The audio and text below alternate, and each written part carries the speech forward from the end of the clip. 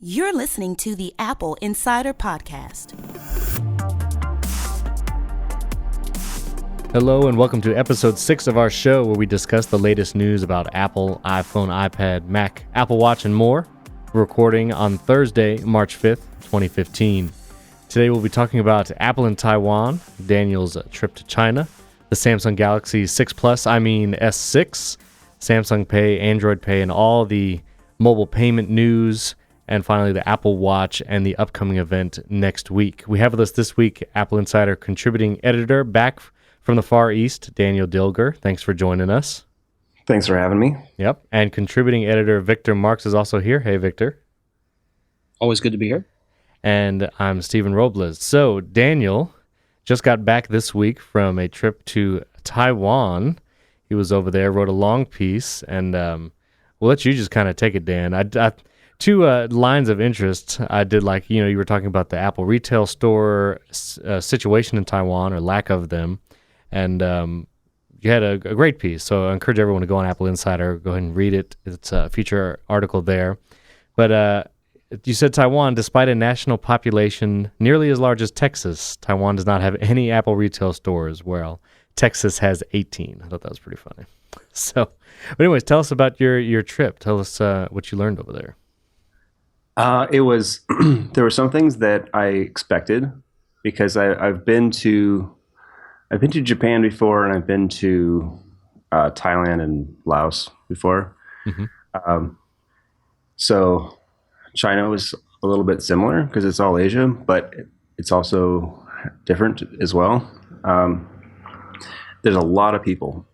That was what really blew me away. I know there's a lot of people there, but high density, right? Yeah, the density of how people live. Were you in Taipei, or where did you go? I was largely in Taipei. I took day trips out to, there's a national park just north of there that's waterfalls and, greenery. And the geothermal activity, there's like steaming fumaroles of sulfur. And there's a lot of hot springs around there. So both in the north and the south. And you can pretty much take a metro way out from the city, out in these areas, and then you take a short bus to somewhere near there. There were resort areas down in the south that were, the beautiful valley, and they have developed hot springs, and then they have night markets where there's people selling all kinds of different things, and it's kind of an anatomy lesson too when you go through the night market. What was the craziest thing you saw in the night market? What was the craziest tech thing you saw in the night market? Well, in most of those things, the craziest thing was food. And usually it was like animal parts. You're like, oh yeah. But then there's also vegetables that I've never seen before. Really? It's like, this is sort of like asparagus, and sort of like lettuce, and sort of like spinach. And wow. So it's kind of interesting to see just the diversity in things you kind of think you know about all the fruits and vegetables there are, and then all of a sudden it's like, wow, this is all right. This part of the world. So now you said there's no Apple stores in Taiwan, but there's lots of third-party, I guess, retailers sanctioned, or I guess. So what was your experience shopping in those? There's the sanctioned ones, the authorized resellers. Authorized, yeah. Which are similar to, there's a lot of those anywhere.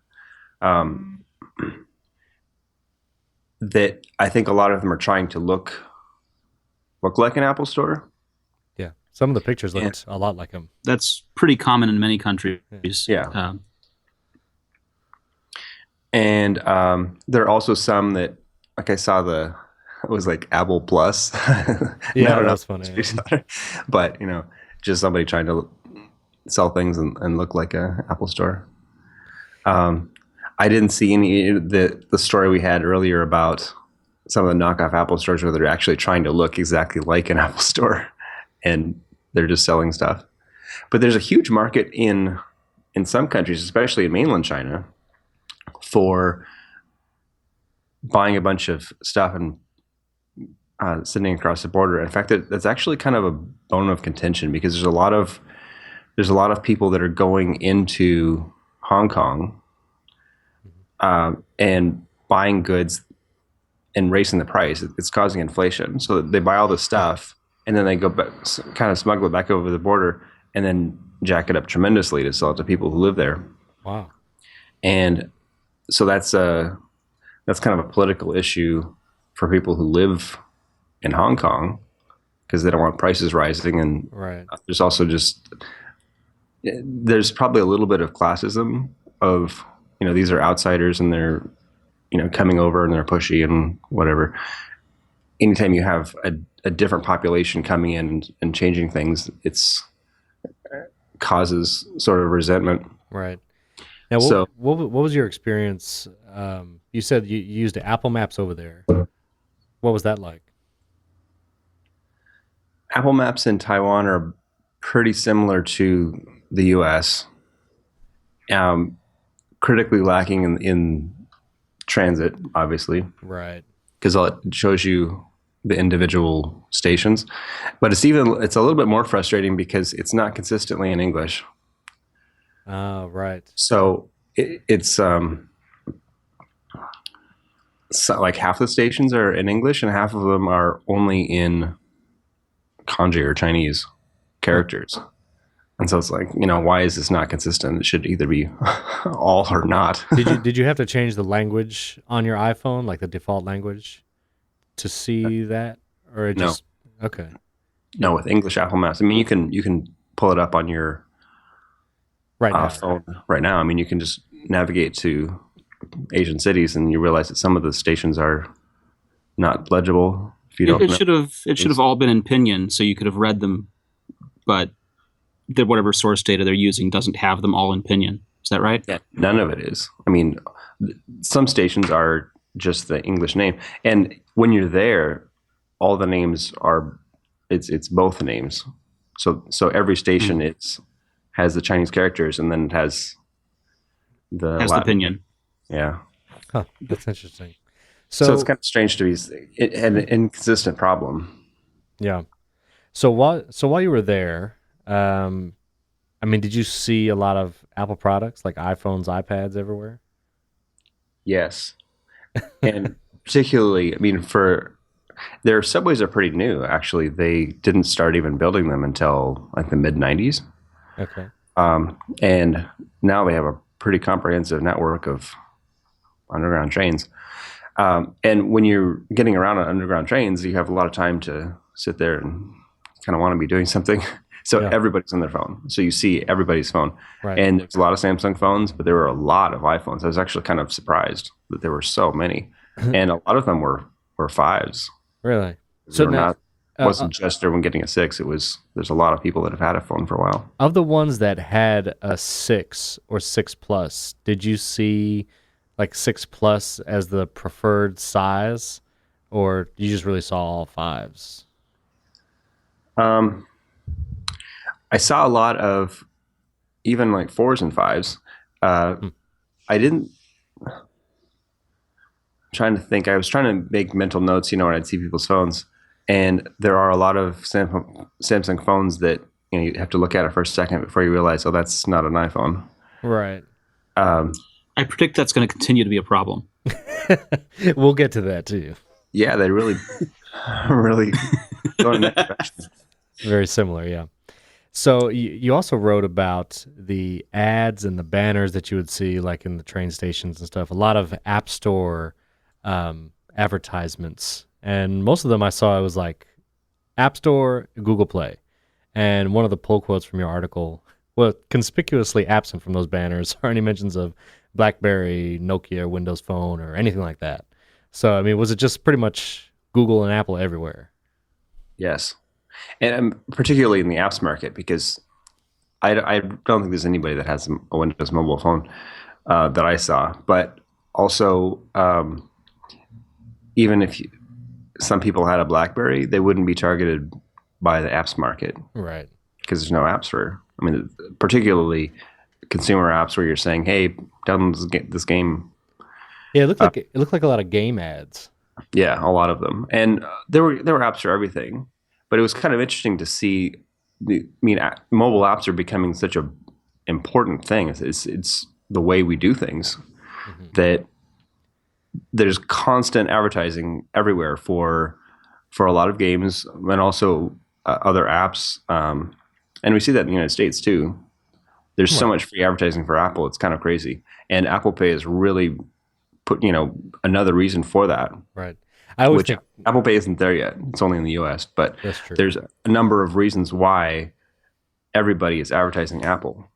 And apps are a big deal. Apple Pay in the United States currently is. Every bank is saying, here's how to set up Apple Pay with us. And every ATM is saying, here's free Apple Pay ads. I always think it's funny to, you say Apple gets a lot of free advertising. When I see like celebrities or movie people or musicians, 9 times out of 10, it's an iPhone. And like Jimmy Fallon on The Tonight Show, if he ever does anything on his phone, he's always flashing his iPhone. Like, I don't think it's product placement either. That's just his phone. Like, he has like pictures of the kids on there, and it's just so much. You just see it everywhere. Well, he runs an iPad for his for a lot of his music shticks, where he has people come on and do doo-wop with him using Loopy HD. So it's a whole thing for him. Yeah.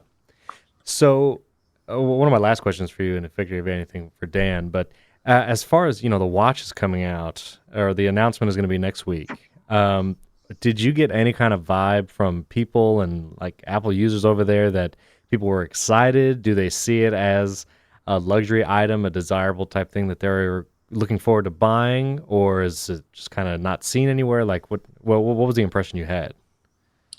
I didn't specifically talk to anybody about if they were anticipating the watch, but I did see advertisements for it. Not real advertisements, but people, like a lot of these resellers, had signs up, like printed plastic signs that had an iPhone and then Apple Watch. Wow. It's not even for sale yet. Were there any Apple Watches in the stores? No, I didn't see any yet. Okay. That'd be curious. One of the things I'm really curious about, you mentioned Apple Pay, is that kind of transaction in China. Did you see anyone at all using an NFC transaction of a kind? Well, all of the metro stations have a tap card, which we have here in California or San Francisco. But all of the metro stations that I was in, you could buy a card and put money on it. I don't think they supported. I didn't see people doing it with their phone. In Japan, there's has been for a while a system. I think they call it Felicia, but it's built in. It's like basically just like the thing is tapped on the side of your phone. Mm-hmm. I don't know how much it uses the fact that it's integrated into your phone, because if you just have a card, it's pretty simple. You can tap your card, and you can also use that same card to pay for things in a 7-Eleven or anywhere where they have this thing. Right. Wherever their point of sale is on board already. Yeah. And because it's so ubiquitous that it's easy for shops to put in a thing and pay with your Metro card. There's some value to doing it that way. And if you have it integrated into your phone, then it's sort of a convenience. But in addition to that, if you have the idea of your payment system linked to your phone, you can do other things. So you can report what your balance is on your phone. And with Apple Pay, what Apple did was integrated into the Touch ID. So you're actually authenticating to make a purchase, right, which seems simple, but it's actually this kind of, it's like a more profound idea of you can't lose it, because if you lose it, no one can spend it. Right. Well, maybe that's a good segue. Go ahead. It's also more secure because it's not using the actual number of your card. It's using a one-time token. Right. So is there anything else that you wanted to tell us about Taiwan before we transition? I think we're good. Okay. Well, thanks so much. It's a great article. Encourage everyone to go on the site and take a look at it. It's interesting to see technology in a different culture, a different country. And I don't know, in some ways it almost seems like the future of what America might look like in a few years, just the inundation with app advertisements and tech stuff. But you're talking about mobile payments and made me think of Samsung Pay. And of course, while you were gone, Samsung announced at MWC, Mobile World Congress, this past Sunday, the Galaxy 6 Plus, or I mean the S6. Yes, I did the same joke. 6S. 6S, same joke twice in the podcast. Sorry, but the S6 and the S6 Edge. It's Samsung's newest phone. It has whatever they are calling Touch ID. They basically have that now. No more swiping. You just have your finger on the thing. It's now glass and metal. No more plastic phone. So they did try to up the hardware game on it. No more micro SD slot either, man. No micro SD. That was something. No changeable battery, dude. And that was something I actually heard a lot of the Samsung faithfuls actually disappointed about. I mean, that was one of the big features they had. And, it could bring us. Actually, they had spare batteries, and they would be able to use them in the micro SD. So that's all gone. It's sealed up. We'll get to the design and what it looks like in a second. A couple standout features which I thought were interesting. The 5-megapixel front-facing camera. They say they have the best selfie camera, and apparently people who were at the event said it was actually very good. So good selfie camera for what that's worth. But the wireless charging built in, there's been those wireless charging pads around for years now, and you can get the case for your iPhone where you can charge it wirelessly just by putting it on the pad. But it's actually built into the Galaxy S6. So that's an interesting feature. That is something genuinely new.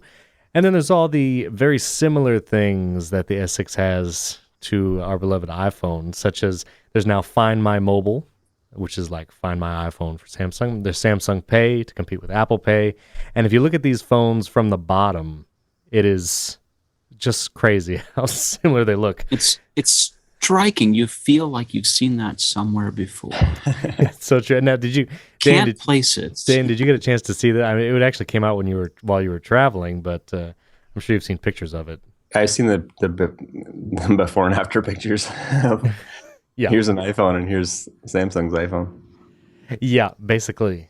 And it's just pretty astounding. I mean, especially with the Samsung Pay and the touch and the fingerprint scanner on their home button too is particularly telling. Like, this is a straight rip. I'm just going to say it. Especially when, Google Wallet is something that you get on Samsung phones before. Google just announced Android Pay a day after Samsung announced their phone. So it seems like Samsung Pay is just straight up trying to fly in the face of Apple Pay and just straight copy it. I mean, that's all I can think to say about it. What do you guys think? Well, part of being a fast follower is you have to copy everything so quickly that people don't. You're trying to prevent people from realizing what the original was. Right. So it's like Coke and Pepsi. They would constantly, they'd come up with Zero, Pepsi free. One, then Coke came out with zero, and it's like, well, which one was first? I don't remember. And Yeah, it gets to a point where you're like, they're both doing it. But if you're constantly copying everything your competitor does, then it makes it harder to remember who was doing it first. But at the same time, there are concepts and ideas that evolve, and people start seeing that app developers are doing this thing, and so they adopt it in the platform. And I think Apple and Android in general have both introduced kind of ideas that have kind of cross-pollinated. Yeah. This is happening and what this is a feature. But there's a big difference between doing things that are like revealing to be the right way to do things. Like, let's do this way so that this works. And just straight up copying somebody's design and idea. Right. And I haven't seen really anything that Samsung has put out there and said, this is our original idea that no one could have thought of on their own. This is our identity. Well, except for the charging. Oh, except for I'm the fact sorry. of Go what ahead. they- Yeah. Well, I mean, the idea of the phablet phones, that was something that Samsung pushed because Samsung is a screen developer. They have all these extra screens that they're creating in between the iPhone and iPad. So they just had a necessary, here's stuff that no one's buying. Let's make phones out of it. I do want to recall, though, while Samsung had like the Fascinate and that line of like the first Galaxy phones that were still whatever 3-point-something inches, HTC came out with the Evo, and that was, I think, one of the first phones over 4 inches. It was the first definitely 4.3-inch screen on Sprint.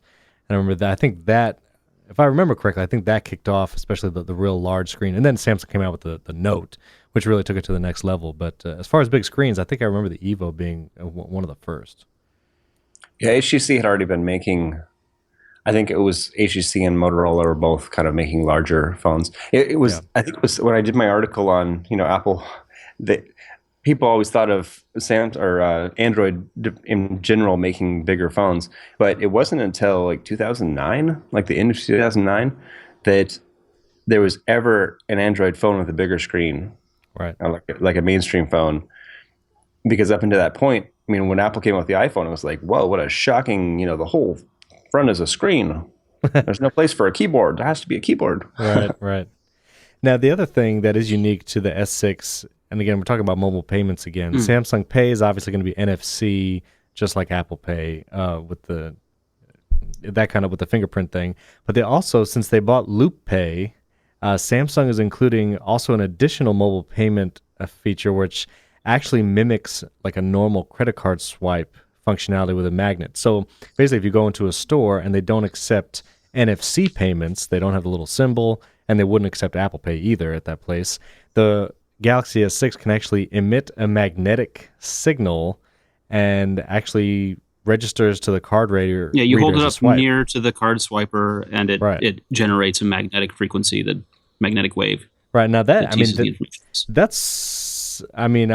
was LoopPay's technology, and obviously Samsung acquired them. But that seems pretty useful. I mean, if you can't have an NFC payment at a store, to still be able to pay with your phone on a normal credit card swiper, that'll cover a good portion of point of sale systems. So I think that's very interesting. It's a transitional Band-Aid, and that transition also achieves its legacy compatibility with being as secure as a plastic card, which means not secure. It's sending your account information to the bank, or it's sending your account information to the vendor.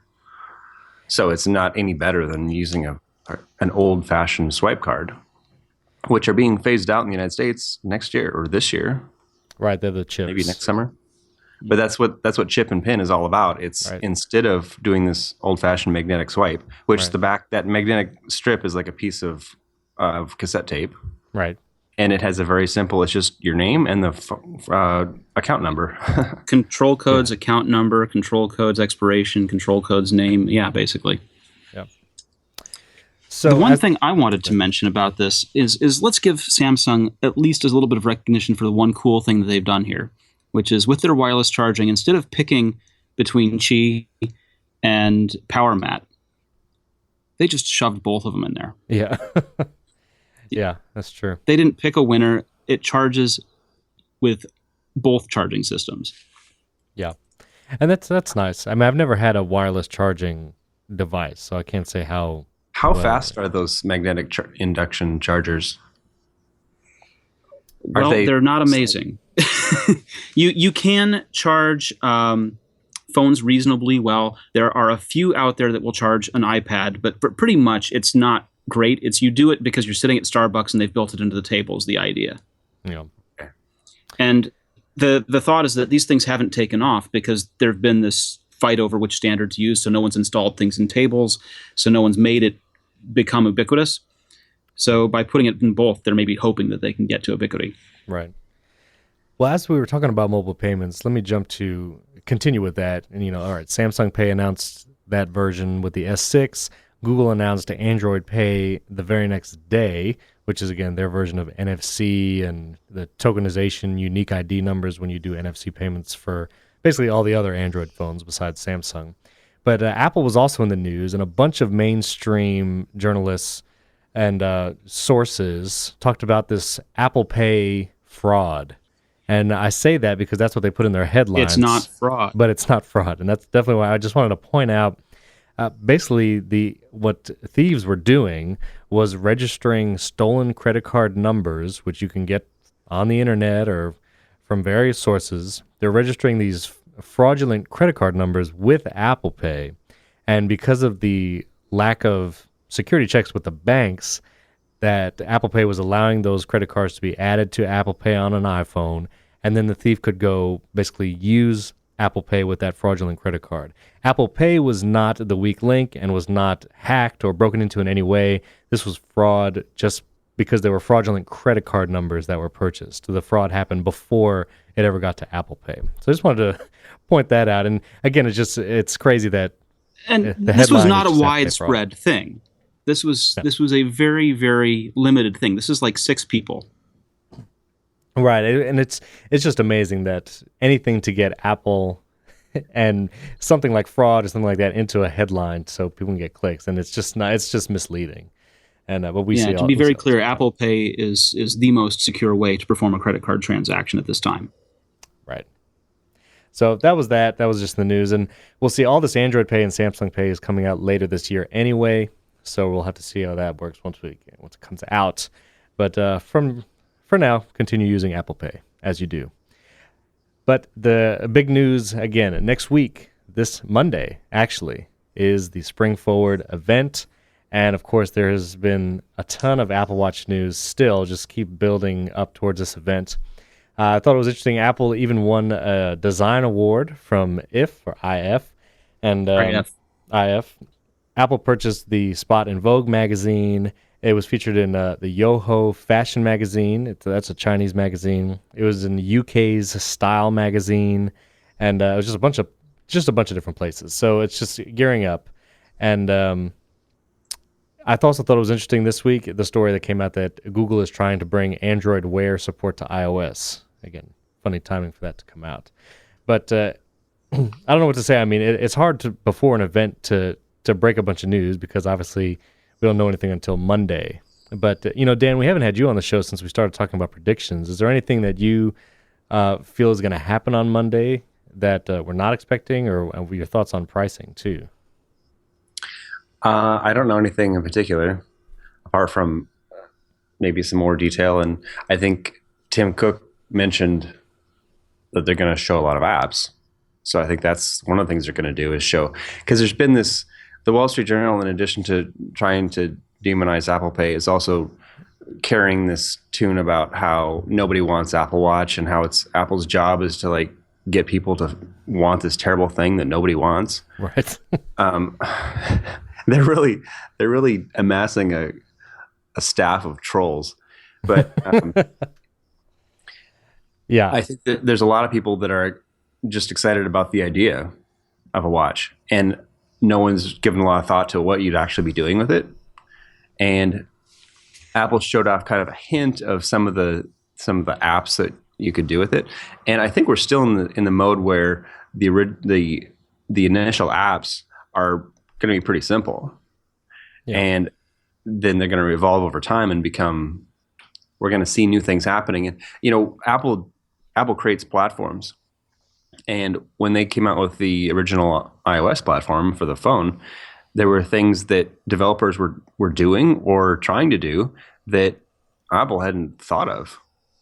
So right. Whenever you have just, thousands of people, creative minds coming up with either solutions to something that Apple hasn't thought about in like a specific industry or kind of niche role, there's going to be a lot of new ideas that, I think Apple will respond to and support in the future. Yeah. So there's a lot of cool ideas that things could happen. One of the things that he's mentioned is, using the NFC to do different things, or NFC and or Bluetooth to open, unlock your car, or car doors. There's the hotel chain that's doing the thing with Bluetooth door locks. Starwood Hotels, yeah. There's also, I'll let Victor, you go in a second too, because I know you had some articles that you pulled talking about what Daniel's mentioning, just naysaying the Apple Watch before it even comes out. But watchaware.com is a website. We covered it on the site. You check out our article there. But it actually has simulators or simulations of some of the apps or what they would look like on the Apple Watch, including what a notification might look like and what the app might actually look like on the watch. Really interesting website to kind of see that just play out, and you kind of play with the animations and browse the app. So you can check that out at watchaware.com, and I'll put the link in show notes. But Victor, you had some articles that you put in notes, and why don't you go ahead with those? So the related thing that Dan was talking about is that this is a platform that, I was thinking the phone camera didn't solve the take a picture problem. It solved the send a picture problem.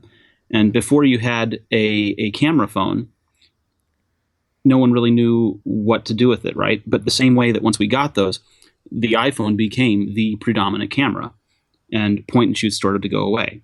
So in the same way, the Apple Watch is not going to solve problems that are already solved by things that are not Apple Watches. And calling it an Apple Watch is a good name because that's kind of what it is, but it's also a good name because saying Apple Omnipresent Remote Control for Internet of Things is not a sexy name. Right. This is a thing that gives your iPhone superpowers. Yep. And you also, there's the next web article, which I'll put in show notes, Pebble's CEO, which again, Pebble just had Eric. its, the new Pebble is on Kickstarter, and they're, selling that. And they're saying that the Apple Watch is lacking, and basically that he's not worried about it as competition. And he brings Right. So one of the Pebble Times things was that it would be able to attach to other external sensors and grow over time. And they think of it not only as a software platform for people who want to make watch app faces, and people who want to put Foursquare, and people who want to unlock their car on their Pebble Watch, which is what they've done so far. But that he also wants it to talk to things like Arduino. He wants it to be able to do more in this way, which is fantastic if you're a nerd. But it's a thing that I think he's somewhat delusional in, that he thinks that Apple Watch is inferior to his product. Right, and he may not, you may not be able to have third-party watch faces right away. But again, this is this thing where when the original iPhone came out, there were no apps. There was only web apps. There was, again, a lack of features, again, with version 1.0. And surely as Apple opens more doors for developers in their apps and in their extensions, I have to imagine surely watch faces and things like that will be able to have like we have third-party keyboards now on the iPhone. You mean like we got copy and paste? Exactly. And, I will say, you said the Apple Watch is not going to, or the Pebble CEO was saying it won't be able to connect to external devices. I do want to point out John Gruber of Daring Fireball actually linked to a TechCrunch article just later this afternoon on Thursday. And there's been a couple of scoops and some sources saying is that John Biggs's article? Matthew Panzarino, actually. He's talking about there's actually a diagnostic port on the Apple Watch. There's no pictures, and this is just from people saying that from sources inside Apple, and several sources have talked about this, that this diagnostic report is, I guess, something that, like the Genius Bar might use when you bring your Apple Watch into the store, but could also be used possibly for maybe third-party accessories or other type of connections to the Apple Watch that would happen directly. So again, that's just a rumor, supposedly from some sources inside Apple, but that's a possibility. And again, I would have to think, whenever you bring your Apple device into an Apple store and they have to run diagnostics, they always have some kind of magic behind the counter that they can, kind of pull up. And I would imagine they would have to have some way to do that with the Apple Watch too. The first thing they have to have is battery tests. Right, that's true. Battery tests. People come in and complain about their iPhone battery draining down too quickly or things like this. So they have to have good diagnostics for that. That's the very first. So that's a possibility. But, and also, Daniel, you were not on when we discussed, Mikey and Victor and I discussed the pricing. And I keep harping on this, but I'm just curious what you think. With the two different sizes, sorry, I know Victor's probably exhausted about hearing this. But Daniel, there's two different size watches, as you may know. The 38 millimeter, and then I believe it's 42 millimeter. Do you think they're going to be the same price across all the Apple Watch lines, or do you think the larger screen size will be a different price? I thought we had a definitive answer for that, and I can't. I mean, we only have one number from Apple, which is $349. Yeah, it would certainly make sense that they would be separate prices, but it would certainly also be possible for them to be the same price. I thought you were going to be on my side for a split second there, They Daniel. can do what they want. They are Apple. Yeah, so it does cost different to produce a slightly bigger one, and it has a different resolution screen actually. Right. But whether Apple's going to charge a different price is something else. Obviously, they're going to charge for the different models, and the higher end ones are going to be expensive, and the watch ones are going to be expensive, the fancy ones. Somehow you managed to both agree and disagree with me at the same time. Yeah, it's kind of like the Princess Bride. It's like, well, if I knew you were coming from Gilder, I would definitely say no. Right, yeah. Aha, but I've built up resistance to iocane powder.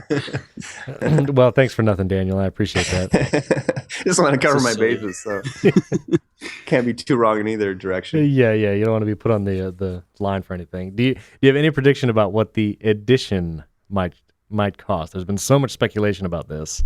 Anywhere from $1,000 to $20,000 to anywhere in between. I think the gold has to be at least thousands of dollars. At least just because gold costs that much to have, because it's a pretty heavy thing. So I mean, gold is expensive.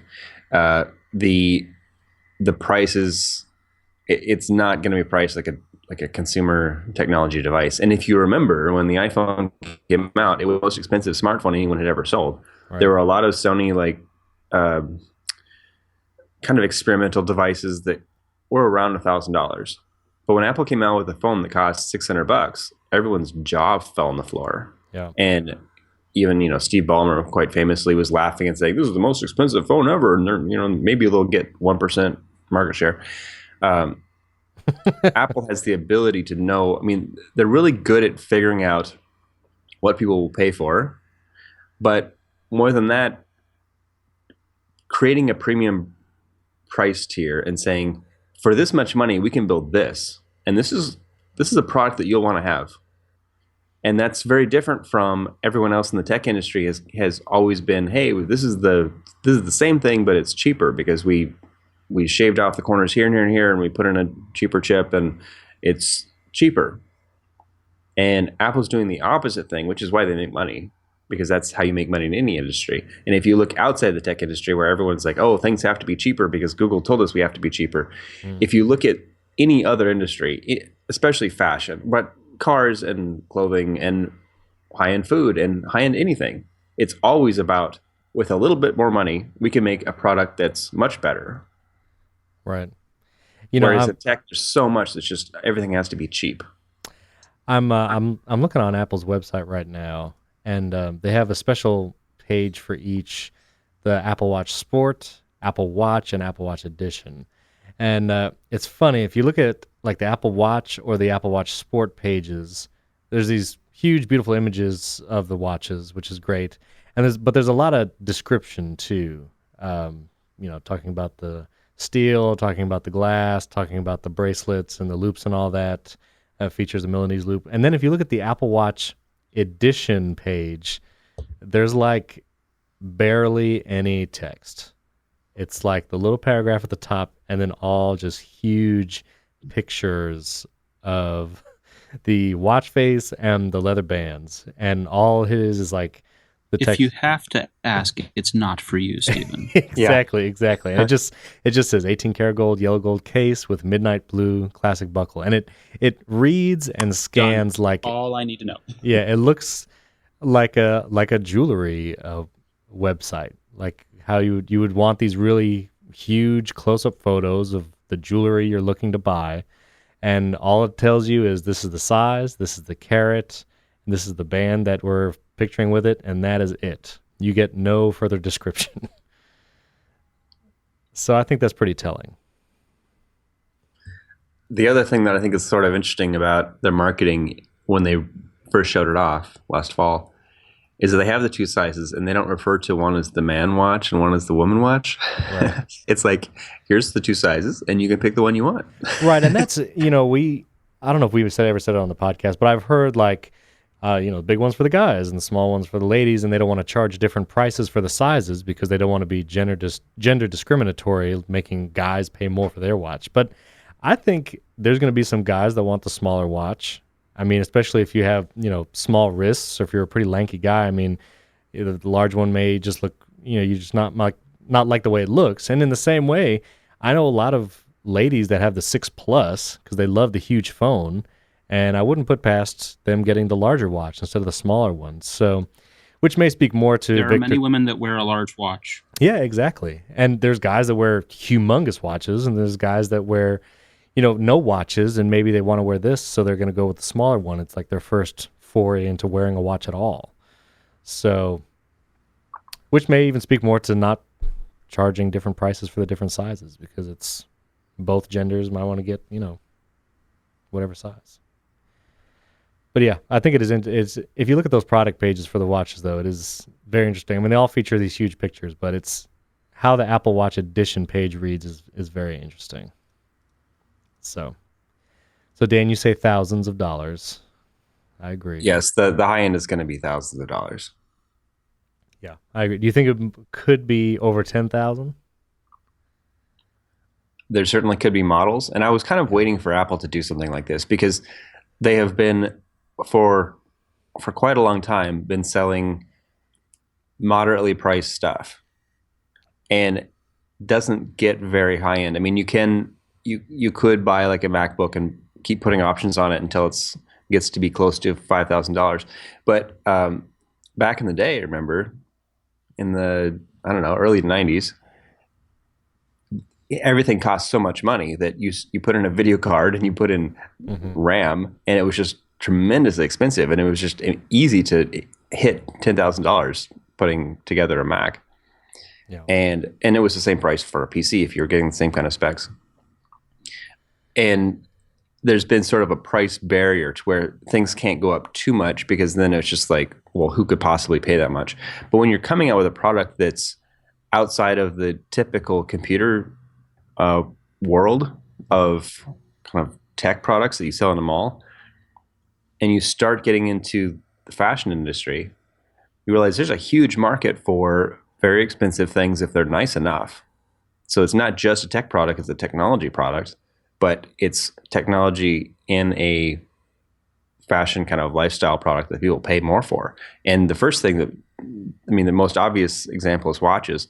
And the next example is cars. That's what people look at when they get a car, is there needs to be technology, but they don't think of it as being a tech product. Right. And cars get very expensive. Yeah.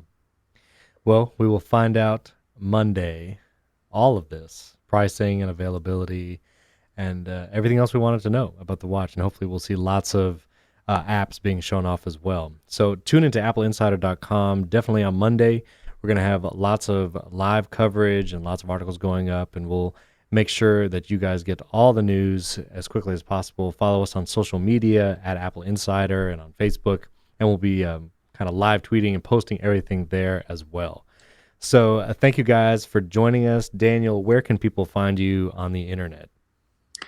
Most of my stuff goes through Twitter at Daniel ERAN, Daniel Aaron, and of course I'm on Apple Insider. Of course. And Victor, where can people find you? I'm on Apple Insider. And you can find me on Twitter at Steven Robles. Look for the post when it goes up with this podcast recording, and you can find links to all the articles we talked about. We would love it if you would rate us and give us a review on iTunes. We hope you enjoy the show, and rating and reviewing helps keep it up in the top charts, which you guys do on a weekly basis, so we appreciate that. But go ahead and go review it, give it a star rating. Of course, follow Apple Insider on Twitter at Apple Insider, and you can tweet at us there, and we'd love to have a conversation and respond to you there. And watch the website, AppleInsider.com, on Monday for all the Apple Watch event news. And look, we may even be able to do a special show or something like that early in the week to kind of recap the Apple Watch event. Thank you so much for joining us every week, and we look forward to talking to you next time.